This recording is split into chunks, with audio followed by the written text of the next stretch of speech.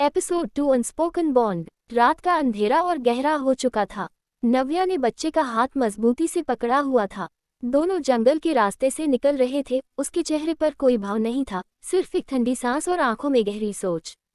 बच्चा धीरे से बोला, मम्मा, हम कहाँ जा रहे हैं?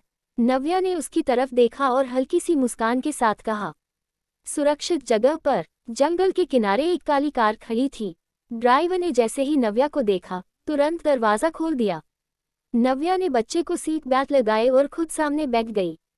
कार चल पड़ी। जंगल की आवाजें पीछे छूट गईं। रास्ते भर बच्चा उसकी ओर जिज्ञासा से देखता रहा। तुम्हारा नाम क्या है बेटा? आदित्य, बच्चे ने धीरे से कहा। नव्या एक पल के लिए रुक गई, जैसे ये नाम उसने कहीं सुना हो, पर तुरंत अपनी सोच झटक दी। कार एक सुनसान बंगले के सामने रुकी। गेट अपने आप खुल गया। अंदर आलीशान माहौल और सन्नाटा दोनों का अजीब सा मेल था, जैसे ये जगह दुनिया से अलग हो। नव्या ने नौकरानी से कहा, गर्म पानी ले आओ। फिर आदित्य को लेकर कमरे में गई, उसे बिस्तर पर बैठाया। नौकरानी पानी लाए और नव्या ने सफेद तौलिए से आदित्य का चेहरा और हाथ धीरे धीरे साफ करने शुरू किए। नौकरानी हैरानी से देख रही थी, उसने अपनी मालकिन को पहली बार किसी के लिए इतना सुरक्षात्मक देखा था। आदित्य अपनी छोटी छोटी आंखों से सिर्फ नव्या को देख रहा था, जैसे उसके हर स्पर्श में सुकून छिपा हो। नव्या ने नौकरानी से कहा, कुछ हेल्दी बना दो, सिर्फ 10 मिनट हैं। नौकरानी ने सिर हिलाया और चली गई। नव्या ने किसी को कॉल किया, कुछ हल्की सी बातें की और फोन रख दिया। फिर अलमारी से एक तौलिया निकालकर आदित्य के पास गई।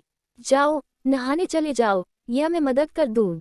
आदित्य थोड़ा शर्मा गया। नहीं मम्मा, मैं कर लूंगा। नव्या बस मुस्कुराए और सिर हिला दिया।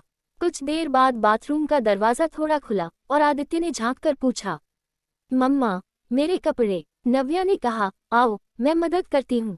आदित्य धीरे धीरे बाहर आया, पूरा तौलिए में लिपटा हुआ। नव्या के चेहरे पर एक नरमी थी। उसने हल्की सी मुस्कान छिपाते हुए सोचा, पक्का इसके पेरेंट्स बहुत चार्मिंग होंगे। फिर चुपके से उसकी एक तस्वीर ले ली। नव्या ने उसे गोद में लिया और बिस्तर पर खड़ा कर दिया।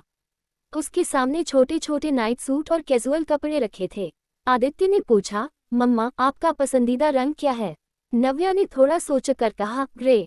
आदित्य ने खुशी से कहा, तो मम्मा, मैं ग्रे वाला पहनूंगा। नव्या ने हल्का सा हंसकर उसे कपड़े पहनाने में मदद की। तब तक नौकरानी खाना ले आई। नव्या ने आदित्य को अपने पास बैठाया और उसे खिलाने लगी। आदित्य हर निवाले के बाद मुस्कुराता, मम्मा, आप नहीं खाओगी? नव्या ने प्यार से कहा, अभी नहीं बेटा। खाने के बाद नव्या ने उसका चेहरा धीरे से साफ किया, कंबल उड़ाया और उसके बालों पर हाथ फेरते हुए सुलाया। आदित्य ने उसका हाथ मजबूती से पकड़ लिया और नींद में चला गया। जब उसकी सांसें बिल्कुल हल्की और स्थिर हो गईं, नव्या धीरे से उठकर कमरे से बाहर निकल गई।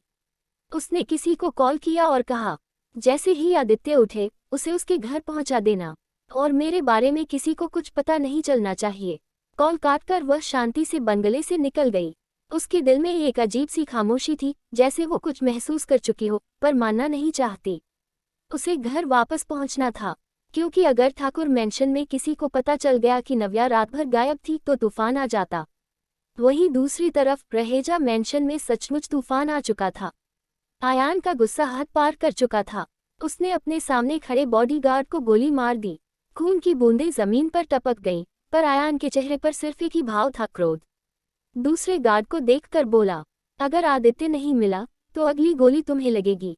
आदित्य का पर्सनल असिस्टेंट डरते हुए आगे आया। सर, हमने जंगल चेक किया, वहां सिर्फ लाश मिली, पर आदित्य बाबू नहीं। उनका कोई सुराग नहीं मिला, बस ये मिली। उसने एक अंगूठी आयान के हाथ में रखी, वही खानदानी रिंग। आयान ने उसे देखा, आंखें लाल हो गईं। जिसने भी मेरे बेटे को छुआ, उसकी नस्लें राख बना दूंगा, उसने दांत भींचकर कहा। थोड़ी देर बाद एक और असिस्टेंट भागता हुआ आया। सर, किसी ने एक एड्रेस भेजा है, मैसेज में लिखा है, तुम्हारा बेटा यही है। आयान ने सीधा आदेश दिया, गाड़ी निकालो, अभी। उसने एक पल भी नहीं सोचा, दुश्मन का जाल भी हो सकता था, पर बेटे से बढ़कर कुछ नहीं। कुछ घंटों बाद वह उसी बंगले के सामने था। गेट खुला हुआ था। आयान अंदर गया, पीछे बॉडीगार्ड्स रुक गए। उसे अजीब सा लग रहा था, जैसे यहाँ कोई खतरा नहीं। अंदर वैभव था, पर हवा में किसी और की मौजूदगी थी। वह धीरे धीरे हर कमरा देखता गया। तभी एक हल्की सी आवाज आई, सेकंड फ्लोर, 5वां कमरा। आयान ने बिना सोचे उस दिशा में दौड़ लगाई। दरवाजा बंद था। उसने झटके से खोला और देखा आदित्य बिस्तर पर सो रहा था, बिल्कुल सुकून के साथ। एक पल के लिए उसके चेहरे की सारी लकीरें मिट गईं। वह धीरे से आगे बढ़ा, आदित्य को गोद में उठाया और बाहर निकलने लगा। तभी आदित्य की आंखें खुल गईं। उसने अपने छोटे हाथों से आयान को धक्का देने की कोशिश की। मुझे छोड़ो पापा, मम्मा अंदर हैं, मम्मा को छोड़ दो। सब कुछ ठहर गया, बॉडीगार्ड स्तब्ध और आयान खुद भी। मम्मा, उसने खुद से दोहराया। उसके दिमाग में बस एक सवाल गूंज रहा था, मम्मा कहाँ से आई? और दूसरा, आदित्य इतना बोलने कब से लगा? आयान ने अपने बेटे को और जोर से गले लगाया, पर उसके अंदर अब एक और तूफान उठ चुका था। वो कौन थी जिसने उसके बेटे को बचाया भी और उसके दिल में अपनी छाप भी छोड़ गई? कमरे में सन्नाटा था, हवा के साथ सिर्फ घड़ी की टिक टिक सुनाई दे रही थी। आयान ने अपने छोटे से बेटे को गोद में लिया हुआ था। उसकी आंखें कुछ ढूंढ रही थी, पर मिल कुछ नहीं रहा था। आदित्य, उसकी आवाज भारी थी। वहाँ कौन थी? आदित्य ने आंखें उठाकर देखा, फिर धीरे से बोला, वो मेरी मम्मा थी। आयान का दिल एक पल के लिए रुक सा गया। मम्मा? आदित्य ने हाँ में सिर हिला दिया। उनकी आंखें मेरी जैसी थी, ब्राउन। वह थोड़ा रुका, फिर बोला, वो मुझे वैसे ही देखती थी जैसे आप मुझे देखते हो जब मैं बीमार होता हूँ। आयान ने कुछ नहीं कहा। उसका बेटा पहली बार किसी के लिए मम्मा कह रहा था, वो भी उस लड़की के लिए जिसका चेहरा उसने कभी नहीं देखा। आदित्य ने फिर शांत लहजे में कहा, वो मुझे सुरक्षित जगह ले गई, खाना खिलाया, साफ किया, सुलाया और फिर गायब हो गई। नाम? आयान ने पूछा। आदित्य ने बस सिर हिला दिया। पता नहीं, मुझे बस याद है वो मुस्कुरा रही थी। एक पल के लिए आयान ने अपनी आंखें बंद की। वो लड़का, उसका बेटा, जिसके मुंह से आज तक किसी के लिए कोई भावना नहीं निकली, आज किसी अनजान औरत के लिए मम्मा कह रहा था।